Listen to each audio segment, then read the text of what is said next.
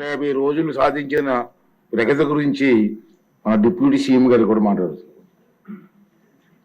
Thank you అధ్యక్ష.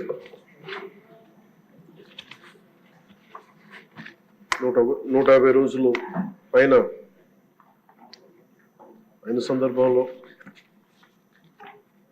కుటుంబ ప్రభుత్వం ఏం చేసిందని గౌరవ ముఖ్యమంత్రి గారు చాలా అద్భుతంగా తెలియజేశారు.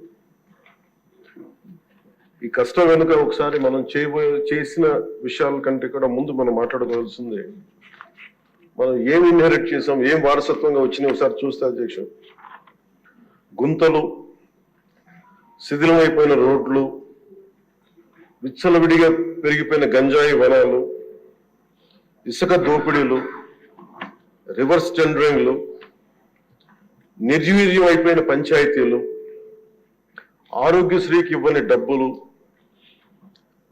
రామతీర్థం రాముల వారి విగ్రహం నరికివేతలు, 219 ఆలయాలు అపవిత్రం చేయడాలు, మద్యం దోపిడీలు, ఎర్రమట్టి దిబ్బల దోపిడీలు, కూల్చివేతలు, వీటిని వారసత్వంలో తీసుకొచ్చాం అధ్యక్ష.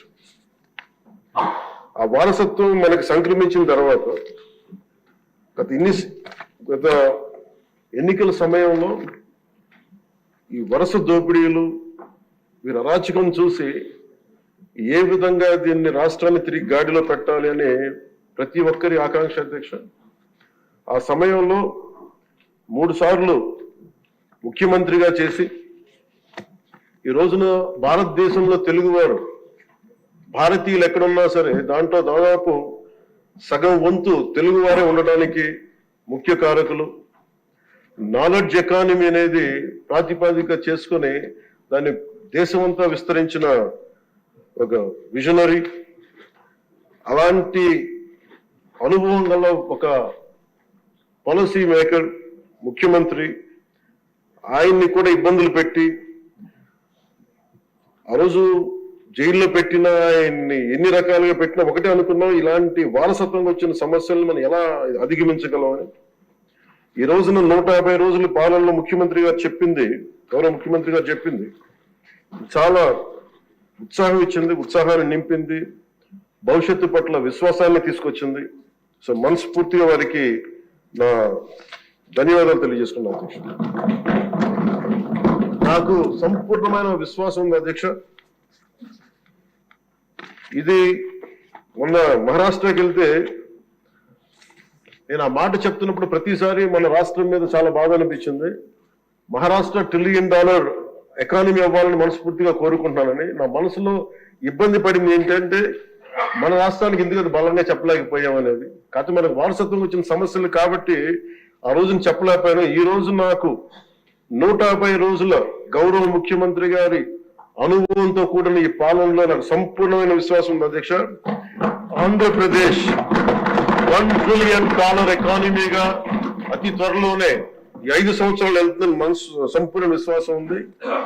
$1 ట్రిలియన్ మన ప్రజలకు అర్థం అవడానికి 7,65,000 కోట్ల ఎకానమీ. గత ప్రభుత్వం మనల్ని ఎకానమీని నిర్వీర్యం చేసింది, ఇబ్బంది పాలు చేసింది, అన్ని రంగాల్లోనూ రాష్ట్ర ప్రభుత్వాన్ని వెనక్కి తీసుకెళ్లిపోయింది. ఈ పరిస్థితుల్లో గౌరవ ముఖ్యమంత్రి గారి అనుభవం, మీ పారదర్శకత, మీ విజనరీ దృష్టి, ఇవన్నీ కూడా మాకు ఈ $1 ట్రిలియన్ ఎకానమీ వైపు పరిగెడుతున్నాయి అన్న దాంట్లో ఏమాత్రం సందేహం లేదు అధ్యక్ష. అలాగే మన గత ప్రభుత్వం చివరికి పాస్బుక్లో కూడా గత ముఖ్యమంత్రి గారి ఫోటోలు పెట్టుకోవడం, అలాగే ఏ పథకాలకైనా సరే కేవలం వారిది పెట్టుకోవడం చాలా ఇబ్బంది కలిగజేసింది అధ్యక్ష. ముఖ్యంగా ముఖ్యమంత్రి గారు వచ్చి, గౌరవ ముఖ్యమంత్రి గారు వచ్చి ఎప్పుడు కూడా ఎవరికి కూడా గుర్తింపు లేనివి, ఆలోచించనివి కూడా వాళ్ళని ముందుకు తీసుకొచ్చి వాళ్ళని, ముఖ్యంగా నేను చెప్తుంది మొన్న చాలాసార్లు కొన్ని సందర్భాల్లో ముఖ్యమంత్రి గారి దృష్టికి తీసుకెళ్తే ఎల్లాప్రగడ సుబ్బారావు గారి గురించి ఎవరికి తెలియదు అధ్యక్ష, చాలా తక్కువ మందికి తెలుసు. వారి పేరుని నేను ఒక మాట ప్రస్తావించగానే, ఆయన దృష్టికి తీసుకురాగానే ఆయనకి పేరు పెట్టడం ఆయన దార్శనికతకి చాలా అర్థం పడుతుంది అధ్యక్ష. ఎందుకంటే ఎవరెవరి పేర్లు నిన్న కాక మొన్న వచ్చిన వ్యక్తి పాస్బుక్లకి పేర్లు ఆయన ఫోటోలు వేసుకునే దాన్ని నిజంగా దేశం కోసం ప్రజల కోసం కాంట్రిబ్యూట్ చేసిన వ్యక్తికి అది గుర్తించడం అనేది మనస్ఫూర్తిగా ముఖ్యమంత్రి గారికి నా ధన్యవాదాలు తెలియజేసుకున్నాను అధ్యక్ష. అలాగే సభలో ఎంతమందికి తెలుసో తెలియదు కానీ పొట్టి శ్రీరాములు గారి నిజమైన బలిదానాన్ని డిసెంబర్లో ఆయన బలిదానం ఉంటుంది, ఆయన చనిపోయారు మన కోసం. దాన్ని రాష్ట్ర ప్రభుత్వం అధికార దినంగా దాన్ని జరుపుకోవాలని చెప్పి ముఖ్యమంత్రి గారు మా దృష్టికి తీసుకొచ్చారు. దానికి కూడా వారికి సంపూర్ణ కృతజ్ఞతలు తెలియజేస్తాను. ఈ రాష్ట్రం ఎవరి బలిదానం మీద అయితే ఆధారపడి ఉందో, ఎవరి బలిదానం మీద ఈ రాష్ట్రం వచ్చిందో, అనేక లింగ్విస్టిక్ స్టేట్స్ ఎవరు బలిదానం మీద ఆధారపడి వచ్చిందో ఆ వ్యక్తిని రాష్ట్రం నిజంగా గుర్తించుకోలేదు. మొట్టమొదటిసారిగా దాన్ని గౌరవ ముఖ్యమంత్రి గారు దాన్ని ముందుకు తీసుకొచ్చి గుర్తించే పరిస్థితిని తీసుకురావడం మనస్ఫూర్తిగా వారికి నా అభినందనలు తెలియజేస్తున్నాను అధ్యక్ష. అలాగే కన్యకా పరమేశ్వరి ఈ ఆవిడ బలిదినాన్ని కూడా అధికార దినోత్సవంగా జరుపుకోవటం నిజంగా వారికి మనస్ఫూర్తిగా నా ధన్యవాదాలు తెలియజేస్తున్నాను. గత కాలంలో ఫస్ట్ కి సార్ నేను ఒక ప్రభుత్వ ఉద్యోగి కొడుకున్న అధ్యక్ష. మాకు ఏదైనా సరే నెల మొదటి రోజున ఉద్యోగాలు మనకి జీతాలు వస్తాయనేది మాకు చిన్నప్పటి నుంచి అలవాటు. అలాంటిది గత ప్రభుత్వ కాలంలో ఏనాడు 1వ తారీఖున జీతాలు పడలేదు, 1వ తారీఖున ఏవి పడలేదు. అలాంటిది 1వ తారీఖున ప్రభుత్వ ఉద్యోగులందరికీ టెన్షన్ గా ఆ జీతాలు పడ్డ మనస్ఫూర్తిగా ముఖ్యమంత్రి గారికి అభినందనలు తెలియజేస్తాను. అలాగే 64 లక్షల మంది బెనిఫిషరీస్ కి లబ్ధిదారులకి 4,000 చొప్పున వారికి 1000 రూపాయలు పెంచి మరి ఇవ్వడం మనస్ఫూర్తిగా వారికి నా అభినందనలు తెలియజేస్తాను. అది కూడా అందరూ వెళ్ళి వారి చేతికి అంటే దీనికి ఏ వ్యవస్థ అవసరం లేదు, ఉన్న వ్యవస్థని సమర్థవంతంగా వాడుకొని ఇంటికి క్యాష్ చేరవేయటం మనస్ఫూర్తిగా వారికి నా అభినందనలు తెలియజేస్తున్నాను. అలాగే పంచాయత్ డిపార్ట్మెంట్ సంబంధించి 1,452 కోట్లు మేము ఇప్పటికి ఖర్చు చేసాం అధ్యక్ష. అలాగే ఇండిపెండెన్స్ డే సెలబ్రేషన్స్ కూడా చాలా ఘనంగా జరుపుకున్నాం, డబ్బులు పెంచి అనేక సందర్భాల్లో తెలియజేశాను.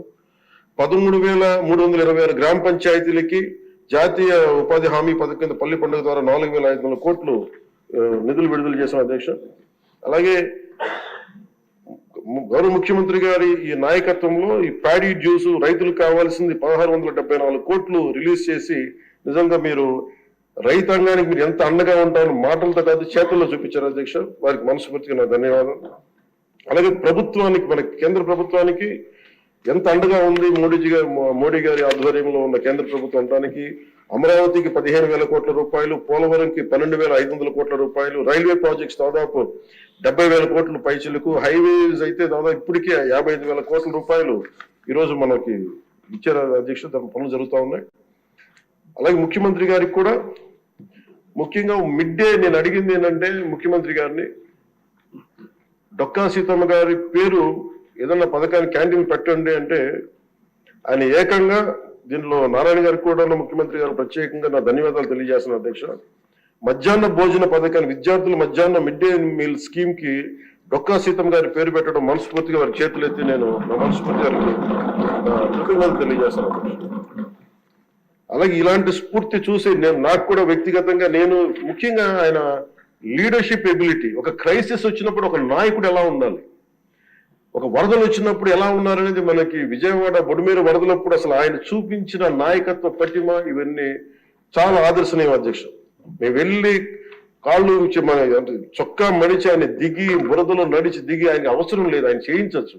ఒక కమాండ్ సెంటర్ లో కూర్చొని చేయగలిగే సత్తా ఉండి కూడా మా అందరికీ ధైర్యం నింపడానికి, మా అందరికీ భరోసా నింపడానికి, ప్రజలకు ఆ భరోసా ఇవ్వడానికి ఆయన నడిపించిన తీరు యంత్రాంగాన్ని చాలా అభినందనీయం అధ్యక్ష.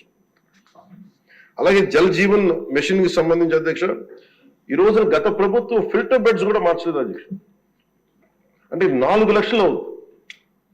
అంటే ప్రతి నెల మొదటి లేయర్ లో మొదటి శాండ్ తీసి అది అసలు కనీసం అది కూడా కనీసం ఫిల్టర్ బెడ్స్ మార్చని కాడికి ఈ రోజు పొద్దున మన అసెంబ్లీలో కూడా మాట్లాడిన గౌరవ సభ్యులు కొంతమంది తీసుకొచ్చింది కనీసం మనకి కిడ్నీ వ్యాధులు ఎక్కువైపోతుంది, కనీసం ఫిల్టర్ బెడ్స్ కూడా మార్చలేదు. కనీసం ఫిల్టర్ బెడ్స్ మార్చిన కొంత ఇంపాక్ట్ తగ్గుద్దని అంటుంటే నిజంగా అనిపించింది అధ్యక్ష. జల్ జీవన్ మిషన్ మేము ఇప్పుడు దాకా గౌరవ ముఖ్యమంత్రి గారి నాయకత్వంలో ఆయన విజన్ తోటి జల్ జీవన్ మిషన్ ఈ రోజున అందరికి మాటిస్తున్నాం అధ్యక్ష, రాష్ట్రానికి మాటిస్తున్నాం.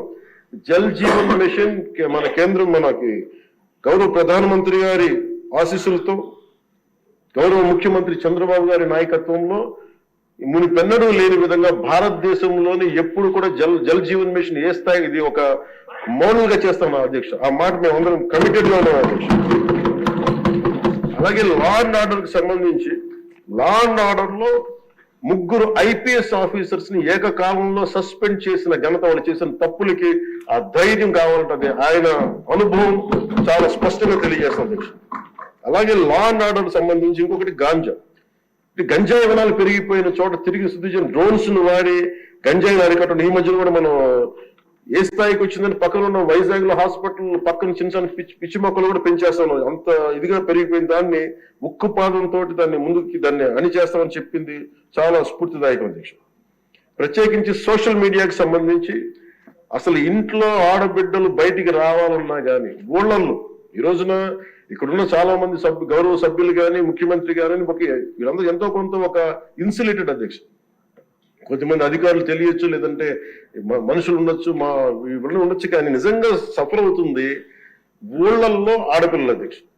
ఈ అలవాటు అయిపోయి, గత ప్రభుత్వం చేసిన అలవాటు అయిపోయి ప్రతి ఒక్కళ్ళు ఒక ముఖ్యమంత్రి స్థాయి వ్యక్తిని బూతులు తిట్టడం, అన్ని తిట్టిన తర్వాత కూడా వాళ్ళకి అలవాటు అయిపోయి ఎవరు తిట్టాలో తెలియక స్థానికంగా ఉన్న ఆడపిల్లల మీద కూడా వీళ్ళు అవాకులు చవాకులు పేలి పచ్చి బూతులు తిడతా ఉంటే ఎవరికి చెప్పుకోలేక వాళ్ళు ఇబ్బంది పడతా ఉంటే బయటికి రాలేకపోతున్నారు. క్రైమ్ మైండ్ సెట్ పెరిగిపోయింది, క్రిమినాలిటీ పెరిగిపోయింది. ఇలాంటి సమయంలో ఆయన ఉక్కుపాదంతో సోషల్ మీడియా యాక్టివిస్టులు అనే పేరు చెప్పుకునే గుండాలకి, రౌడీలకి ఆయన తీసుకున్న చర్యలు, హోంమంత్రి అనిత గారు తీసుకున్న చర్యలు చాలా బలమైన అభినందనలు.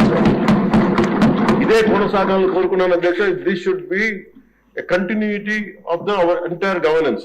మన అడ్మినిస్ట్రేటివ్ లో ఒక భాగం అవ్వాలి అధ్యక్ష.